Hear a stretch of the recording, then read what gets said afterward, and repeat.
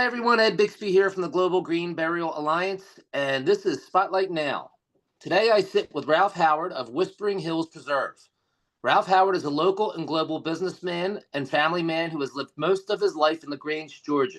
Ralph and his sister Jean founded Whispering Hills Natural Green Cemetery and Memorial Nature Preserve as a way to forever protect their cherished family land from development. As a result, families across Georgia, the South, and around the world now treasure this property as much as the Howards. It's become a peaceful, beautiful, and affordable place to commemorate and visit loved ones past. So, welcome, Ralph. Thank you. Glad to be here. Well, we're glad to have you. So, why don't we get started by learning a little bit more about how Whispering Hills Preserve came to be and what inspired its creation? I was inspired to protect the land from development.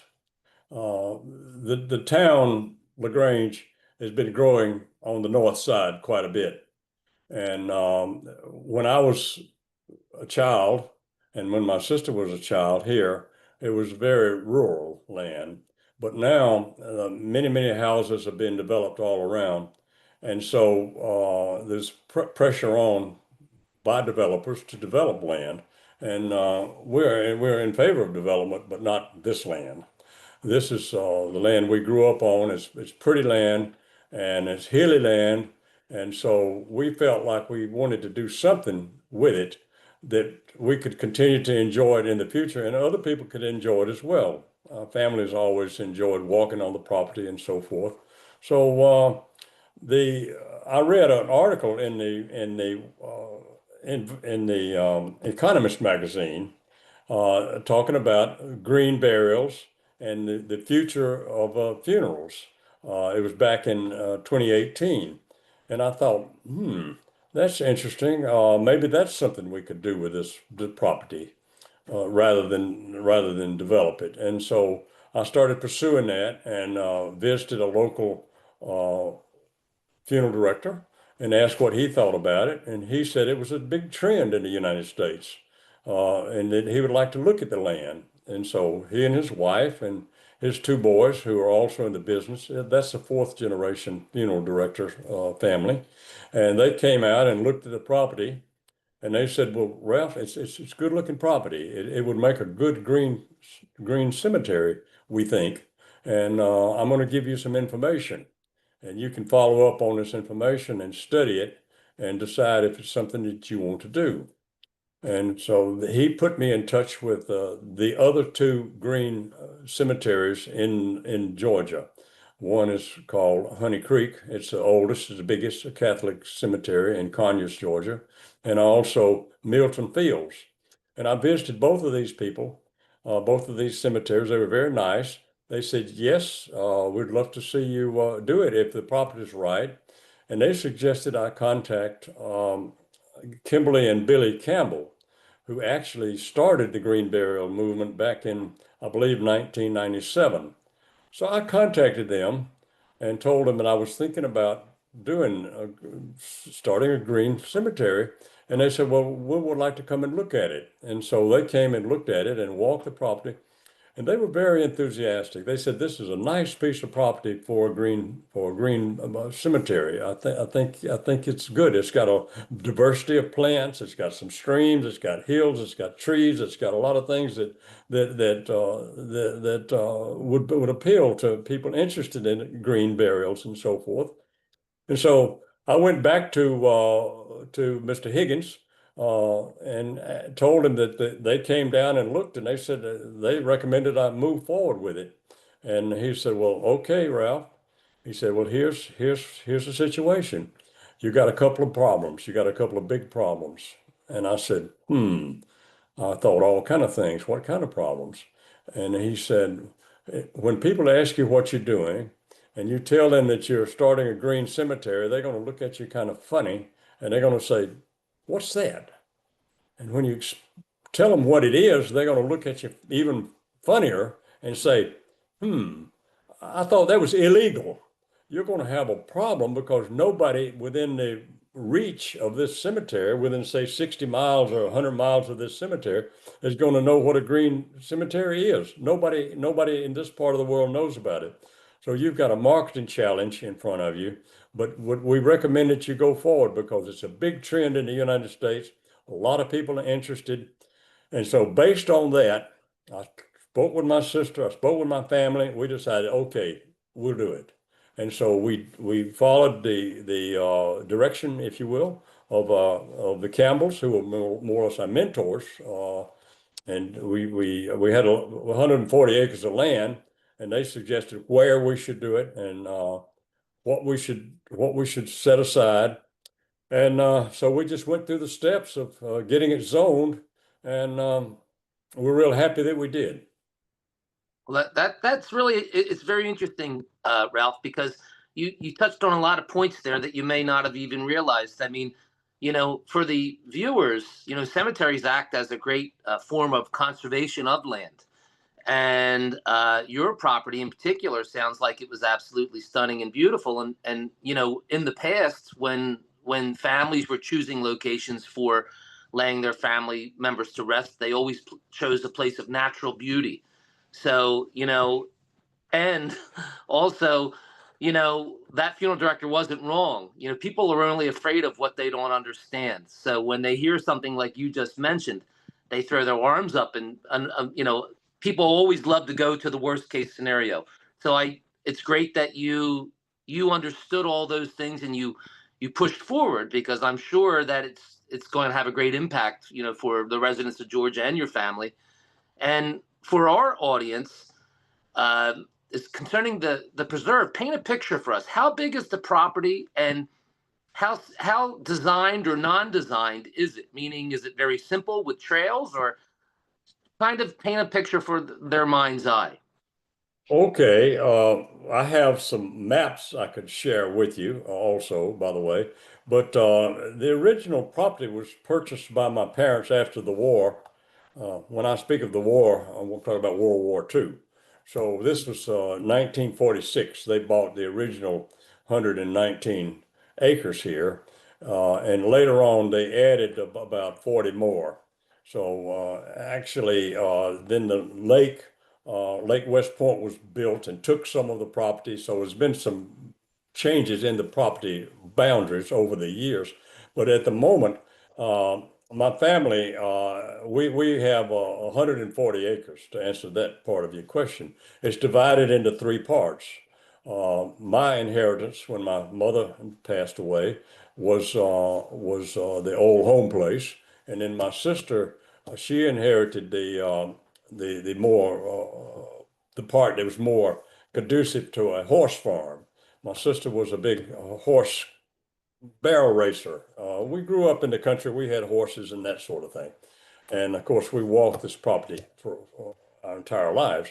But anyway, it's hilly, and it had. I had at the Campbell's recommendation, I had a biologist come in, and he did a survey and found that in the area that we were thinking about putting the original part of the cemetery, about 180 species he identified, which we've got on our website, and some of them are indigenous, some of them are rare, and some of them are invasive. And so we began to develop a management plan, and just one thing led to another. Ed, I don't know how to say it. It started in 2018. We actually opened the original opening date was April the 22nd of 2021, which happened to be Earth Day. And that day, just to carry on, we had a good crowd of people here. The press was here. A lot of interest, a lot of interest. And one of my friends who had passed away and left his ashes was actually interred here. His ashes were interred here on that day, along with his sister's ashes that were scattered and his mother's ashes that were scattered. Some of their ashes were included in his ashes, which were buried. But it was very interesting because this was arranged by his nephew. and the oldest set of ashes was 10 years old. So that's one of the things we ran into early on. There's a lot of people have turned to cremations over the past, I don't know, I understand 20, 30, 40 years, and they still have these ashes and they don't know what to do with them. A lot of times they've moved two or three times, and sometimes the ashes are on the counter, on the mantelpiece, in the closet, in the garage. And so we have found a lot of interest from people who have the ashes. But back to the natural burials, the first natural burial was in January of 2022. So we didn't have a natural burial there for several months after we opened, but we did have some ashes. We dealt with some ashes. And this gentleman was a professor at the college down in Columbus, Georgia. He was an outdoorsman, a woodsman. And so that's who we found the initial interest was with people who were very interested in the outdoors. And his family came up and walked the property, and we have golf carts. We drove the property and so forth.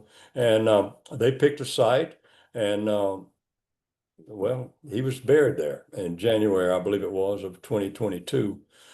That was the first. That was the first one. And since then, we've to let people know we exist, we've advertised in regional newspapers, about 8 different regional newspapers as far into East Alabama as Auburn, and also south of us into Columbus, which is about 45 miles away, and then north of us into Carrollton, which is about 45 miles away. So we consider our natural marketing area, if you will, to be about a 60-mile radius. However, interestingly, we began from the very beginning developing a website, and we've been contacted by people from really, literally all over the world, including one of the first fairly large ash burials that we had was a gentleman who was from Sri Lanka. He was a leader in his family. He was in London and got hit and killed by a taxi, and so his ashes were brought over from London to us, and then a large group of his family, about over 20 people, came down when his ashes were buried. Uh, and then, of course, I haven't mentioned, but as far as the monuments go, we use stones off the property.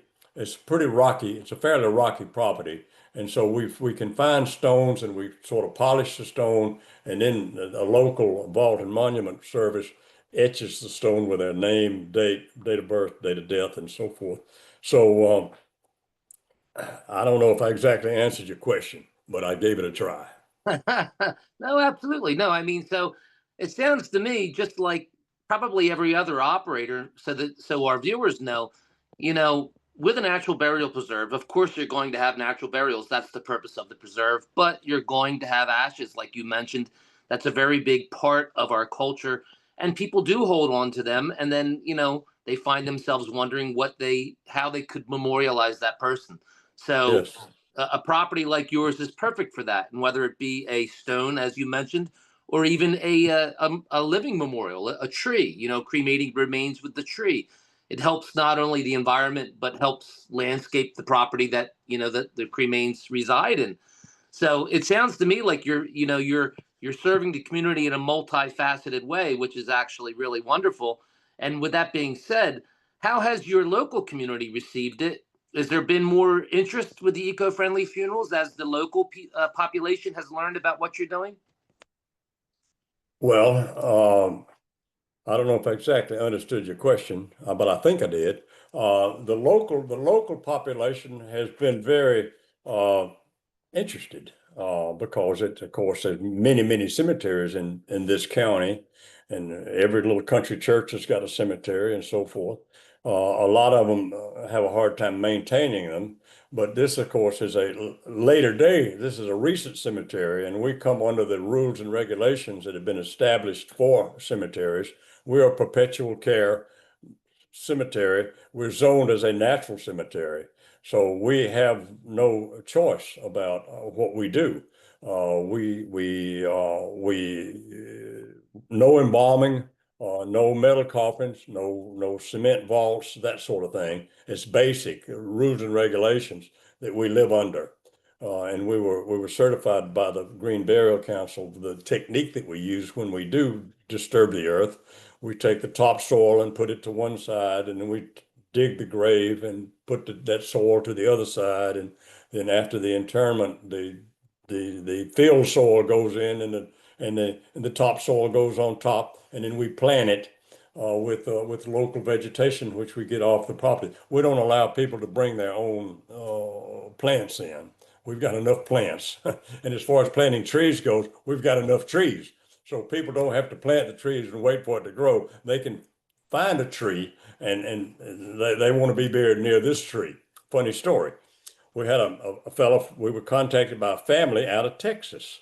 A man in Texas had died, and then not a lot of trees in Texas, I don't think. And anyway, he had always wanted to be buried near a tall tree. And to our surprise, his family contacted my associate here, Shirley Hubbard, who's our tour director, and asked her to pick a spot near a tall tree. They shipped his body in, packed in dry ice, and we buried him near a tall tree. So I guess he was happy, and the family was happy, everybody was happy. But anyway, sort of a story that this leads to when we first got into this business. It's not a business I grew up in. I grew up in the carpet business. But anyway, that's another story. So the people who register the graves and keep up with the graves, they had a software program that they were interested in selling to us, and they wanted to know, well, how many graves? How many graves do you want to have on your software set up there?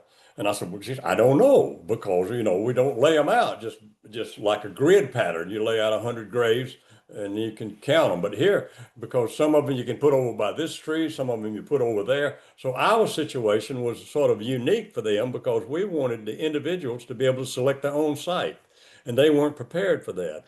So we went through a protracted negotiation, let's call it, and finally they issued us so many GPS sites, pins, I think they call them, spots or whatever, and so then we can, whenever someone picks a site, then we GPS the site, and then of course they register it as well as us. We register it also. So we don't know how many graves that we might wind up with in the long run, because a lot of the property is too rocky to dig graves, and some of it's just too hilly. It's the property is very varied. You come and visit us, Ed, and let us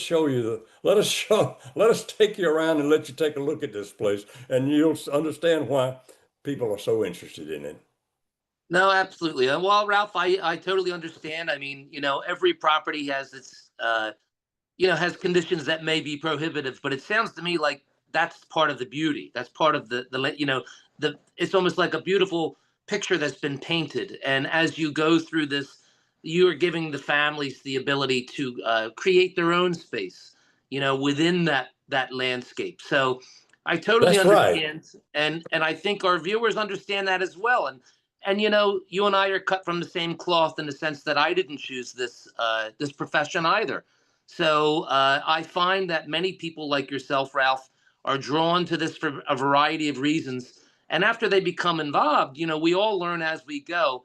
But ultimately, it all comes together. It's the way it's meant to be. So it sounds beautiful. I encourage all of our viewers. You should definitely, if you're in Ralph's area, go down and visit and understand what they're doing there.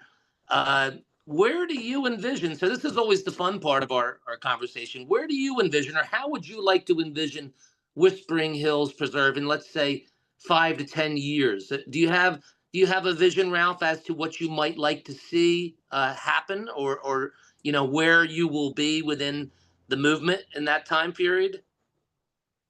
Well, yes. Basically, what I envision in five, let's just say you take a tour today, look around. All right. Come back in 5 years. I think you're going to see the same thing that you see today. The trees are going to be bigger. There'll be more grave sites that you can recognize, barely, because they blend into the woods, and it will be a bigger property. Originally, the county commissioners, they didn't know what in the world I was trying to do. And so when I said I wanted to get, I forget what I said originally, like I wanted to get like 100 acres turned into this grave. They said, "Oh my goodness, that's much too much because if you got like 5 or 10 acres, you get hundreds and hundreds of graves." Their mind, of course, went to the typical grave, like our big graveyard in downtown LaGrange is Shadowlawn. It must be several thousand people buried in a 5 acre site. So they said, no way, no way. The most we'll be willing to go with, we'll go with you on 20 acres. And so they let me zone 20 acres. But of course, the 20 acres had to connect to a county road. And so some of the 20 acres was actually used up on access to the forest. The 20 acres is within the 140 acres. After 4 years, I went back to them and said, look, a lot of people, when they're in the cemetery looking around, they say, well, I like this area over here. But I said, well, that's outside the 20 acres. So we can't go there. So they graciously agreed to let me expand from the 20 acres. Currently, it's zoned for 40 acres. And so I expected to have a larger footprint within the 140 acre site. And maybe in more years, I don't know how many years, possibly it will be 60 acres, 80 acres, 100 acres. I don't know because I'm 82 years old, so I don't expect to be around more than 20, 25 more years. No, I understand, but that's a good. It's a good way to look at it. I mean, again, I think they had a different vision as to what your vision was, and That's right. But yeah, now they understand. Now right. they do. They've been out here and now they see it. Yeah. Right, absolutely. And it's such a passive use. And with a property of that size, I mean, it would take a very long time for it to not only be noticeable as a burial ground, but for it to ever reach a capacity that they would be fearful of. We'd all be gone by the time that happened. So, Ralph, we at the Global Green Burial Alliance appreciate what you've done, what you're offering to your community, what your family has agreed to do with you. It's a wonderful project. If I encourage anyone watching this to go visit, certainly go take a tour, support what Ralph's doing. Uh, we want to thank you for joining us today. Our viewers can learn more by visiting whisperinghillspreserve.com. And Ralph, do you have any parting words? Is there anything I left out? Well, let me just say, yes, and I didn't mention, but what we encourage people to do is simply take a tour. In other words, we're not some sort of a place we're trying to hard sell a gravesite or anything like that. If people simply take a tour, then they understand what it is. So that's our advertising is to try to originally was to tell people there was such a thing as a green website, and now we talk about the pre-planning and the satisfaction that people get when they got a plan, because we've run into many situations where when people come to the cemetery part of taking care of a relative who's in bad shape, in a hospice situation perhaps, there's been no planning. And so everybody's confused of what to do and in a rush and so forth. So by taking a tour, people sort of see what it is, and it eases them into making their own plan ahead of time. And that's what we ask people to do. Take a tour, and we've spent a lot of effort on our website. So we ask people to take a look at our website as well, and then come take a tour. And then if the subject ever comes up in a casual conversation, somebody can say, "Well, I've been there. Here's what I saw," and word of mouth begins to tell the local people and people well within East Alabama and West Georgia, West Central Georgia.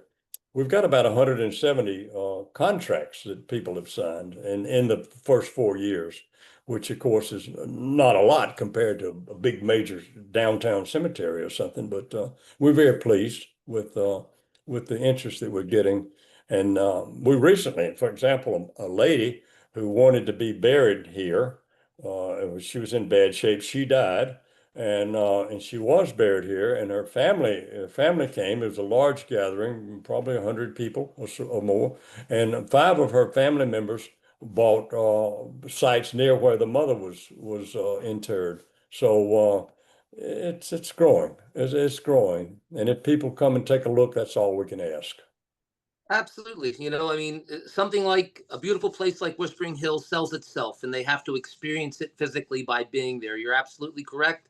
And pre-arrangement is really critically important because you are now helping the loved ones you leave behind. So you're spot on with that, Ralph. Again, to the viewers, visit with Ralph at Whispering Hills. Visit his website, whisperinghillspreserve.com. Support the cause. The Global Green Burial Alliance really appreciates all you've done, Ralph. Thank you very much. Thank you, Ed. I appreciate the opportunity to talk to your audience. Thanks, Ralph. And we'll see everybody at the next one.